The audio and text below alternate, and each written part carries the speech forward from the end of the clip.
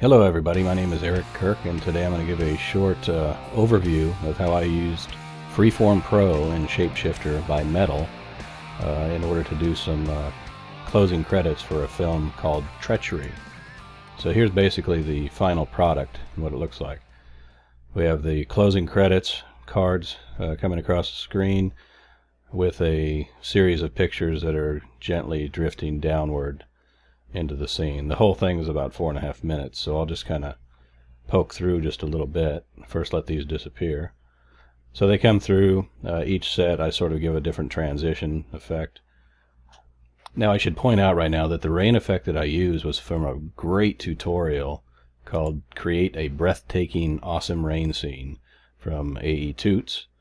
And this good gentleman here put it together. It took a long time. I actually used it for something else, and then I decided it would look great for this.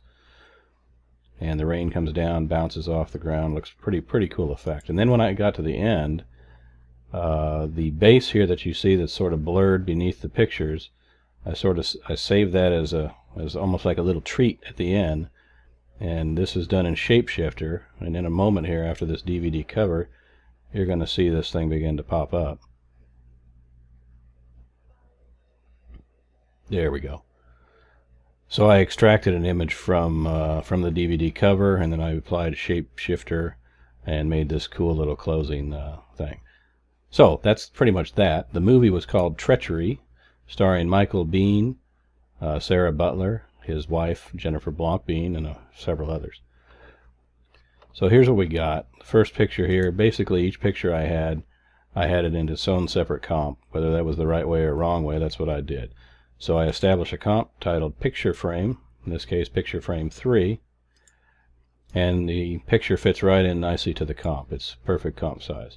Then I dropped that into another comp and made it the 1920 by 1080. I applied Freeform Pro, and I didn't really mess with the settings all that much. Now I wanted to give a little credit to Mr. Daniel G's for this excellent tutorial with the animated still image in the owl here. I used that to get started, just to figure out how he animated the plane, and then I went on about my business.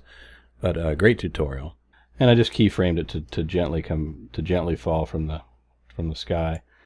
I duplicated this layer and made a small shadow. Just sort of tricked it a little bit, so like that, and it fits in pretty nicely. And then we go back to the main comp, and you see how they just kind of fall in. And then I made a series of transitions where they come out. So I didn't use any displacement mapping or anything like that. I just simply applied it and animated it, and it was pretty much as simple as that. Now the DVD cover, I took the cover, I applied, I believe, a Luma key. There we go. And I just kind of masked that out, and then I made a displacement map out of a couple layers. One has slightly different transparencies, and then I used that as a displacement layer for my DVD cover, which is right here. So took the DVD main, I applied Shapeshifter.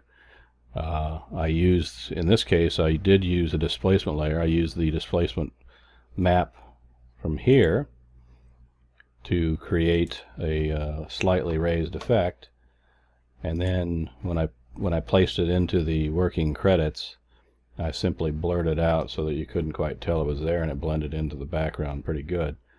And then at the end I just did this. Pretty cool. Little dirt falls out of it. Now that's pretty much it, but as you can see here, I had a ton of pictures that I did, and each one of those I had to go through that process of making the comp, making the pre-comp, applying Freeform Pro, animating it to fall down, animating it to disappear, changing the transition a bit so that they didn't all look the same.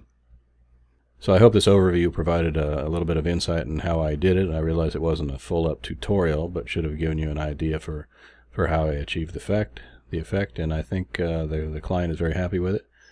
Okay, so let me close by thanking Chris and Nancy of Mettle for creating this awesome tool that allowed me to do all this work. So That's pretty much it. I thank you folks, and my name is Eric Kirk. I'll see you next time.